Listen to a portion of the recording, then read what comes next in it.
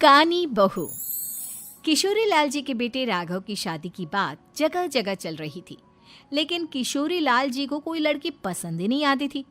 और उसकी एक ही वजह थी, किशोरी लाल जी का लालची होना। उनको लड़की वालों से मोटा दहेज चाहिए था और इसी चक्कर में एक दिन वो एक बहुत पैसे वाले के घर अपने बेटे का रिश्ता लेकर पहुंचे। उस आदमी का नाम था ओम प्रकाश। देखिए किशोरी लाल जी, मेरी एक ही बेटी है और मेरी सारी संपत्ति जायदाद सब कुछ मेरी बेटी नैना का ही है। पापा, नाम से लगता है बहुत खूबसूरत होगी। कितना अच्छा नाम है ना, नैना। ओ, वैसे बात तो सही है आपकी। अब इतना पैसा है, जमीन जायदाद है, इकलौती बेटी, आप भी क्या करेंगे? सब कुछ उसे ही देंगे ना। बिल्कुल ठीक पहचाना आपने। बस बेटी की शादी और सारी जायदाद उसके नाम। पापा, बिना देखे हाँ कर दीजिए ना।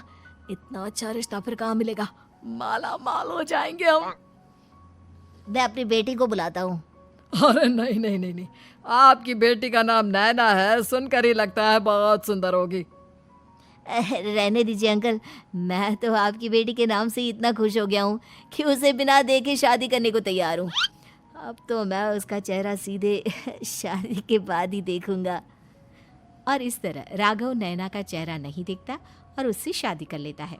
शादी के बाद अपनी सुहाग रात पर जब राघव नैना का घूंघट उठाकर देखता है तो नैना की आंखें बंद थी। कितनी खूबसूरत हो तुम नैना, जरा अपनी आंखें खोलकर मेरी तरफ देखो तो सही। नहीं, मुझे शर्म आती है।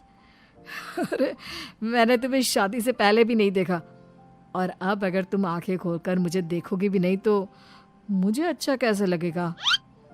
इससे पहले कि नैना अपनी आंखें खोलकर राघव की तरफ देखती, अचानक से लाइट चली गई और राघव नैना को पूरी तरह से देख भी नहीं पाया। अगली सुबह नैना राघव के लिए नाश्ता बनाकर लेकर आई। अरे ये क्या, आधा पराठा सीका हुआ है और आधा बिल्कुल कच्चा। ये तुमने क्या किया नैना? बहू, तुमने क्या आधा पराठा तवे से नीचे लटका कर रखा था, जो आधा सिका है और आधा कच्चा? मुझे जितना दिखेगा उतना ही तो सीखूंगी ना पापा जी। जहाँ जहाँ मुझे नजर आ रहा था वहाँ मैंने सीख लिया, जहाँ जहाँ नहीं दिखा वहाँ कच्चा रह गया होगा। इसका क्या मतलब है? ये कैसा मजाक कर रही है तुम? अरे बहू, तुमने इतना लंबा घूंघट क्यों लगाया हुआ है? देखो, हमारे घर में बहुओं को बेटी की तरह रखा जाता है, और फिर तुम तो इतना सारा माल लेकर आई हो। देखो, ये घूंघट डालकर रखने की कोई ज़रूरत नहीं है। हाँ नैना, पापा जी ठीक कह रहे हैं, तुम तो आराम से रहो, अपना ही घर समझो। नैना अचानक से अपना घूंघट उठा लेती है।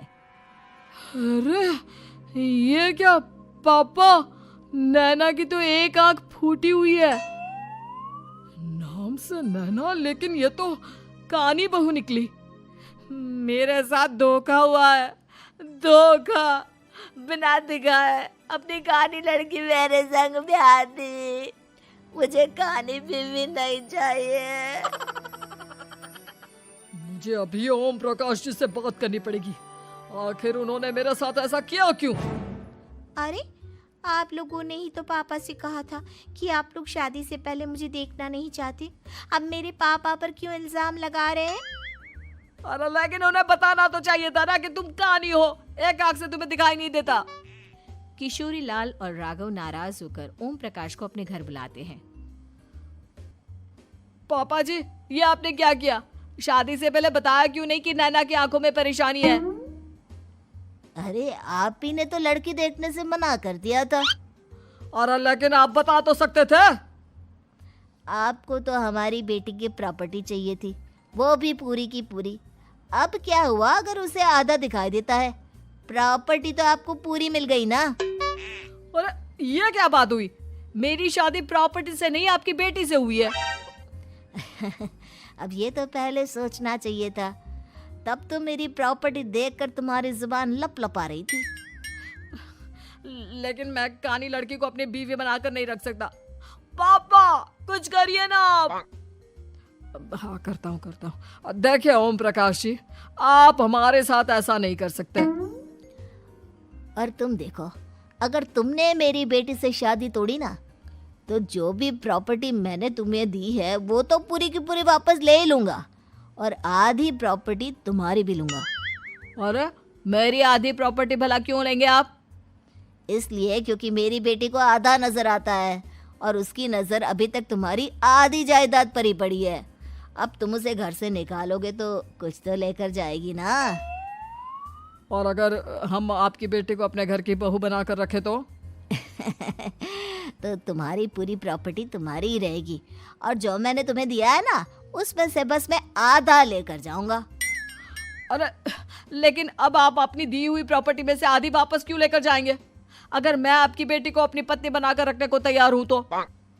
इसलिए ताकि भविष्य में अगर तुम मेरी बेटी को धोखा दो तो उसके पास कुछ तो रहे जो पति का हो।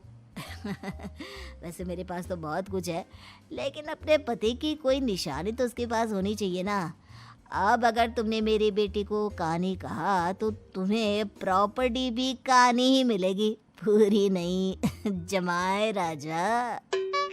किशोरी लाल और राघव समझ चुके थे कि वो बुरी तरह फंस चुके हैं और अब उनके पास वहां से निकलने का कोई चारा नहीं है। अब समझ में आया ना, लालच बुरी बला होती है। एक तो तुम्हें प्रॉपर्टी मिली, ऊपर से बीवी मिली, उसमें तुम्हें नखरे भी दिखाने हैं। आए बड़े, चुपचाप बैठो दोनों।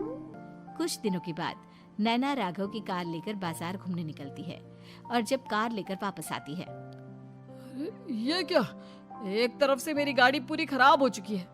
लगता है तुमने मेरी गाड़ी को किसी दूसरी गाड़ी के साथ एक्सीडेंट किया है। अरे अरे कितना बड़ा नुकसान कर दिया तुमने बहू। वो क्या है ना पापा जी, मुझे एक आंख से दिखाई नहीं दे रहा था, सामने से गाड़ी आ रही थी। मुझे तो सिर्फ आधा ही दिखाई दिया और वो गाड़ी मेरी कार से रगड़ते हुए निकल गई। अब मैं क्या करूं बताओ? आप इसे ठीक कराने के पैसे कौन देगा? तुम्हारे पापा? तुमने मुझसे इस तरह से बात की? अभी रुको।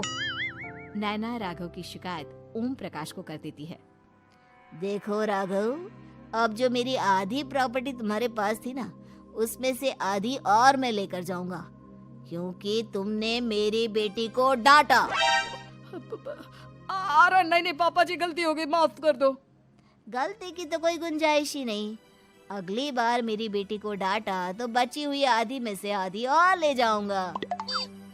लालच के चक्कर में हम दोनों ने बहुत बड़ी गलती कर दी बेटा। एक तो तुम्हें कानी बहू मिली और ऊपर से जो माल मिला वो भी काना। इस तरह राघव की हर एक गलती पर ओम प्रकाश उसकी प्रॉपर्टी का आधा आधा हिस्सा लेकर अपना सारा माल वापस ले गया और राघव को कानी बीवी से काम चलाना पड़ा। भाई लालच वाकई में बुरी